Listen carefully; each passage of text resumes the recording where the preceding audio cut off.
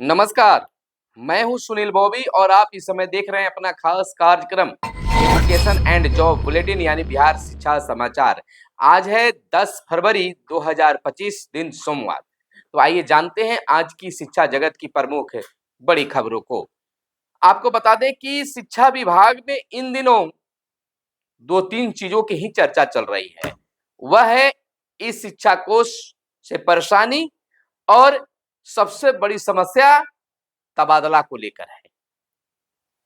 और दोनों चीजों पर शिक्षक परेशान हो रहे हैं और मांग कर रहे हैं कि इसमें सुधार किया जाए। इसी बीच बंशीधर बर्जवासी ने शिक्षकों के लिए सेवा निरंतरता की मांग कर दी है कि विशिष्ट शिक्षकों को नियोजित शिक्षक से विशिष्ट शिक्षक बनने वाले या बने हुए शिक्षकों को सेवा निरंतरता का लाभ मिलना चाहिए। अब देखना यह होता है कि एमएलसी बंशीधर बर्जवासी के मांगों पर सरकार और विभाग क्या कुछ विचार करती है। इधर 10,000 से अधिक बचे अभ्यर्थियों की 17 से 19 तक होगी काउंसलिंग। नाम, जन्म तिथि में गलती हो तो सुधार के लिए कर सकते हैं आवेदन, यानी सक्षमता 2 में बचे हुए या डाउटफुल वाले जितने भी हैं उनकी फिर से काउंसलिंग के लिए तिथि जारी की गई है। आपको बता दें कि बिहार भर में सक्षमता परीक्षा 2 ने पास 10,000 से अधिक बचे अभ्यर्थियों की काउंसलिंग जो है 17 से 19 फरवरी तक होगी। वे वैसे अभ्यर्थी हैं जिनकी काउंसलिंग अगस्त 2024 में कुछ कारणों से नहीं हो पाई थी। काउंसलिंग उनके कार्यरत जिले में होगी। इस दौरान अभ्यर्थियों को सक्षमता परीक्षा पास प्रमाण पत्र, शैक्षिक प्रमाण पत्र, जाति आवासीय प्रमाण पत्र लाना अनिवार्य है। इस दौरान जिन अभ्यर्थियों का नाम, जन्म तिथि, लिंग, आधार संख्या, मोबाइल नंबर में गलती हुई है वह सुधार के लिए 10 फरवरी तक आवेदन कर सकते हैं।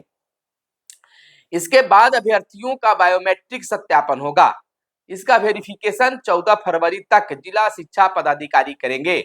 इसके साथ ही जिनके प्रमाण पत्र संदिग्ध मिले थे वे सही प्रमाण पत्र 10 से 14 फरवरी तक वेबसाइट पर अपलोड करेंगे। अगस्त में सक्षमता परीक्षा 2 पास अभ्यर्थियों की काउंसलिंग की गई थी। इस दौरान 40,000 अभ्यर्थियों के प्रमाण पत्र, मोबाइल नंबर, जन्मतिथि संदिग्ध पाए गए थे। वहीं पहली सक्षमता परीक्षा में 2 काउंसलिंग के बाद भी कई अभ्यर्थी बचे रह गए। इसकी काउंसलिंग 15 फरवरी को आयोजित होगी। वहीं इस परीक्षा की काउंसलिंग के दौरान भी जिनके प्रमाण पत्र संदिग्ध थे उन्हें सही प्रमाण पत्र अपलोड करने के लिए 12 फरवरी तक के लिए मौका दिया गया है। वहीं एससी एसटी कल्याण विभाग के विद्यालयों के लिए चयनित शिक्षकों की काउंसलिंग का मौका बीते दिन तक था दिया गया, यानी कि जो प्रधानाध्यापक के लिए बात थी, प्रधान शिक्षकों के लिए थी, उनको भी मौका मिला है।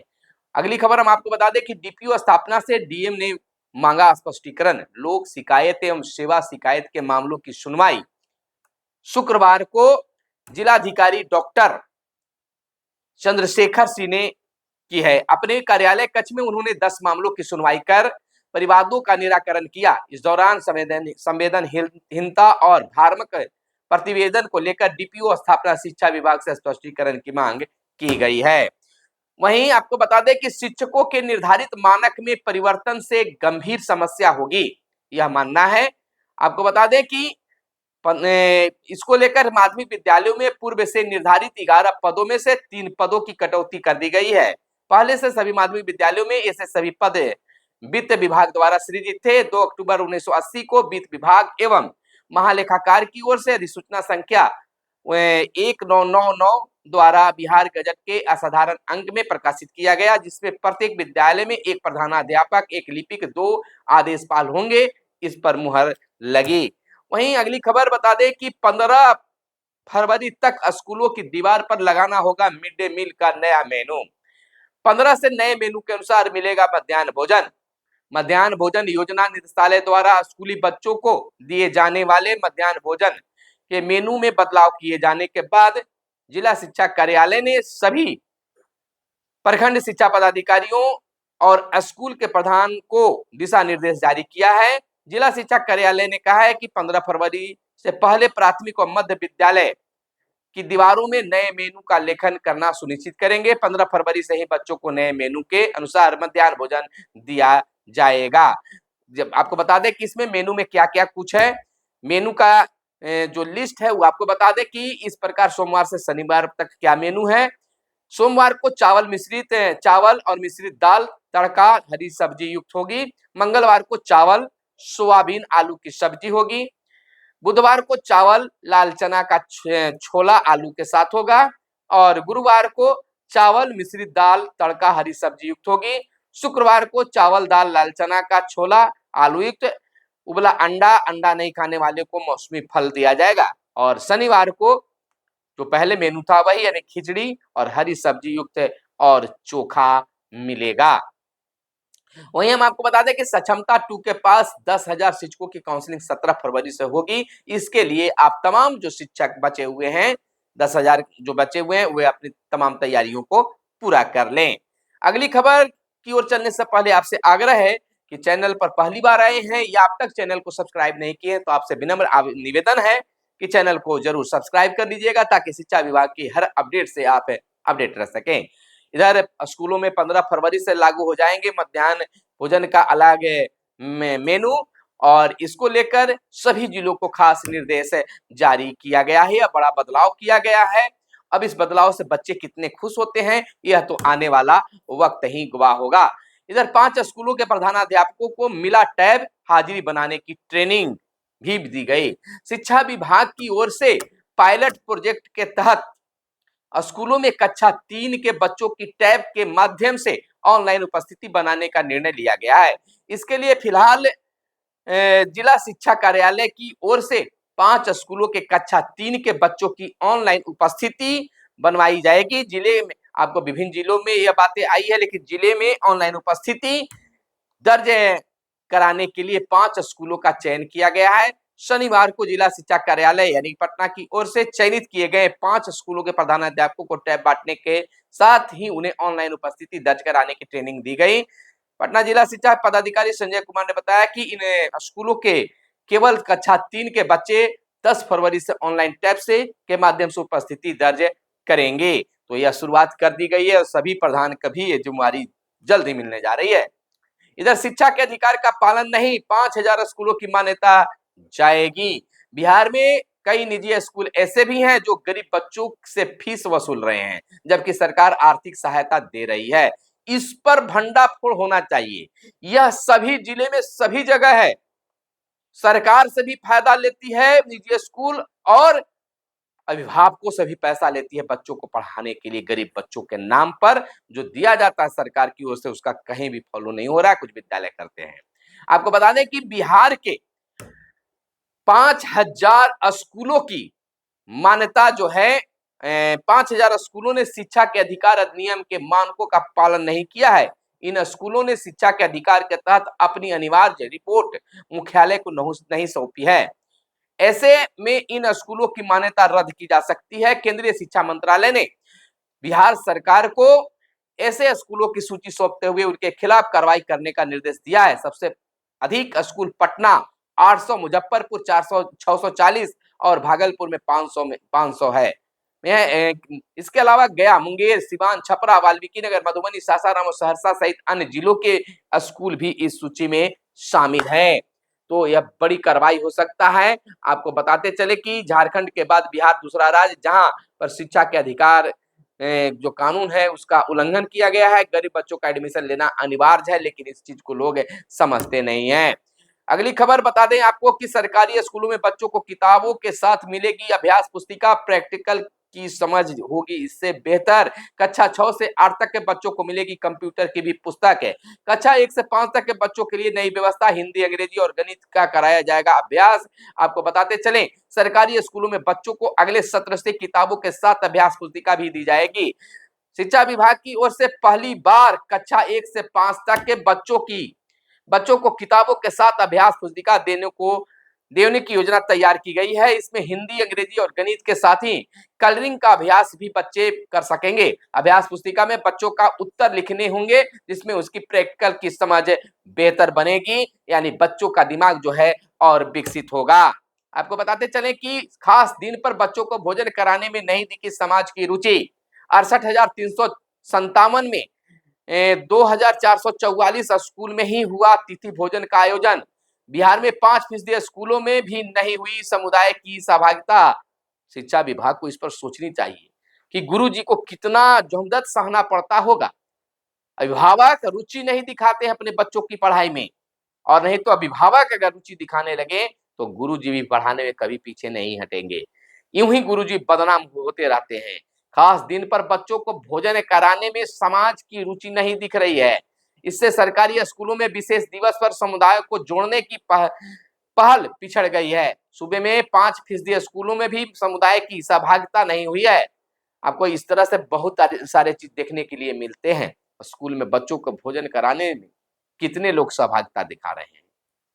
हमें तो लगता है कि गिने चुने स्कूल में कभी हुआ होगा, लेकिन रुचि अभिभावक नहीं दिखा पाते हैं, लोग नहीं दिखा पाते हैं। नहीं तो सरकारी विद्यालय के नाम पर लोग नाक भोजो सिकुड़ लेते हैं और गुरुजी के माथे थप देते हैं कि गुरुजी के कारण ही सरकारी विद्यालय का नाम बदनाम हो रहे हैं।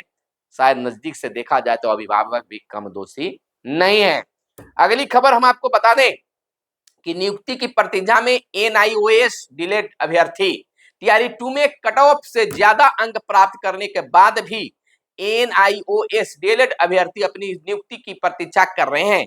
शनिवार को विभिन्न जिलों के ऐसे अभ्यर्थियों ने शहर के सिटी मार्ग में बैठक की, मुजफ्फरपुर के सिटी मार्ग में बैठक की और खास निर्णय भी लिया है।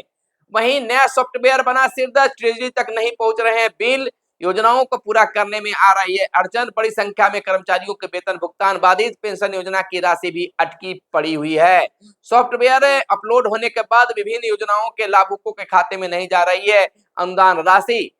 भवन निर्माण, पथ प्रमंडल, ग्रामीण कार्य, पुल निर्माण निगम समेत अन्य विभागों में भी परेशानी है। परिजनों का इलाज रुका, किस्त नहीं जमा कर पा रहे हैं, बढ़ रहा है कर्ज। तो नया सॉफ्टवेयर जो है वेतन नहीं मिलने से सिरदर्द बन गया, यानी कि नया सॉफ्टवेयर जो है कर्मचारियों के लिए सरदर्द बन गया है और करीब 2 महीने से वेतन कर्मचारियों का रुका हुआ है। स्कूलों में बच्चों को होमवर्क नहीं देने व डायरी के संधारण नहीं होने पर प्राचार्य पर हुई कार्रवाई। उप निदेशक के निरीक्षण में सामने आया मामला। बापू कन्या उच्च विद्यालय के प्रभारी एचएम हुए निलंबित। प्रतिवेदन के आलोक में अग्रतर कार्रवाई को निर्देश दिया गया है। निलंबित अवधि में उनका मुख्यालय प्रमंडल प्रखंड संसाधन केंद्र नागरा को निर्धारित किया गया है। छपरा से बड़ी खबर निकल कर आई है कि अब बच्चों को होमवर्क सभी दीजिए, नहीं तो छपरा जैसा काज हो जाएगा। वहां के छपरा में जो है होमवर्क और डायरी को संधारित नहीं कराने पर प्राचार्य को निलंबित कर दिया गया है। तमाम शिक्षकगण इस चीज को जरूर करें और नहीं तो कभी भी गाज गिर सकती है। यही अगले सप्ताह से फिर शुरू होगी शिक्षकों के ट्रांसफर की प्रक्रिया। जांच टीम के लिए ई शिक्षा कोष पोर्टल पर अलग बनेगा लॉगिन आईडी। तो अभी डेट कब शुरू होगा कुछ कहा नहीं जा सकता है। यही टीचरों को भरमा कर रखा जा रहा है। टीचर परेशान है कि कब हमारा ट्रांसफर होगा, लेकिन देखिए कब होता है तो आने वाला वक्त ही बताएगा। अगली खबर की ओर हम चलते हैं कि चयनित पीएम श्री स्कूलों के छात्र छात्राओं को मिलेगी स्मार्ट शिक्षा। 60 विद्यालय दूसरे स्कूल के लिए हुए चिन्हित। पीएम श्री योजना के पहले चरण में जिले के खास स्कूलों में किया गया, विभिन्न जिलों में खास स्कूलों को इसे चुना गया है। तो इसको लेकर सरकार और विभाग बिल्कुल सख्त मोड में है और इसको लागू कराना चाहती है। पूरी जांच के बाद प्रोन्नति पत्र निर्गत करने की मांग की गई है। बिहार राज्य प्राथमिक शिक्षक संघ के प्रधान सचिव राम प्रवेश सिंह ने जिला शिक्षा पदाधिकारी को पत्र भेजकर शिक्षकों से जुड़ी मांगों को रखा है। इसमें उन्होंने कहा है कि 31 अक्टूबर 2013 को जो प्रोन्नति दी गई उसमें 2 चरणों में दी गई। प्रथम चरण में स्नातक प्रशिक्षित वेतनमान कला व विज्ञान में जिला शिक्षा स्थापना समिति के निर्णय के आलोक में दी गई है। तो इस पर उन्होंने मांग उठाया है। द्वितीय चरण की भी बातें रखी है। वहीं अगली खबर बता दें कि किलकारी की तर्ज पर महाराष्ट्र में खुला बच्चा बैंक। बिहार के बच्चों में बचत की आदत विकसित करने के लिए बाल भवन में की थी पहल। पटना किलकारी में 4000 बच्चों के हैं खाते और 2009 में पटना में खाता खुला था पहला बच्चा बैंक। अब तक 85 लाख रुपए का लेन देन हो गया है। तो यह किलकारी जो है अब दूसरे राज्य के लिए भी प्रेरणादायक बना हुआ है। इधर टैब के माध्यम से कक्षा 3 के छात्रों की बनेगी हाजिरी। 30 स्कूलों में 10 फरवरी से लिया जाएगा ऑनलाइन अटेंडेंस, यानी कि 10 फरवरी से शुरू हो जाएगा। टैब भी मिलना शुरू हो गया है, कुछ प्रधानाध्यापकों को मिला है और 10 तारीख से इसकी शुरुआत भी कर दी जाएगी। इधर सरकारी स्कूलों के 10 लाख से अधिक छात्रों की जानकारी गलत, जन्मतिथि, माता पिता के नाम, पता, बैंक खाते में गड़बड़ी है और परेशानी इसके कारण हो रहा है, तो इसमें खास ध्यान देने के लिए निर्देश जारी किए गए हैं। वहीं हम आपको बताते चले अगली खबर के रूप में कि स्कूलों में नामांकन के लिए पेन अनिवार्य कर दिया गया है। पेन से जुड़ी बातें आपको बता दें कि यह नंबर आधार कार्ड की तरह होता है। यह नंबर 12 अंकों का होता है। यह नंबर यूडाइस पोर्टल पर अपलोड होने के बाद जारी किया जाता है। इसके जरिए विद्यार्थियों के शैक्षणिक गतिविधियों का पता लगाया जा सकता है। इसके जरिए छात्रों का सत्यापन कराया जाता है। यह पेन नंबर जो है प्रधानाध्यापक के द्वारा दिया जाता है, यानी आप ले सकते हैं। तो यह जरूरी अनिवार्य भी कर दिया गया है। तो यह थी आज की प्रमुख ताजा और बड़ी खबरें। मिलते हैं अगले वीडियो में, तब तक के लिए चैनल को सब्सक्राइब कर दीजिए और हमें इजाजत दीजिए। धन्यवाद। जय हिंद, जय भारत, वंदे मातरम।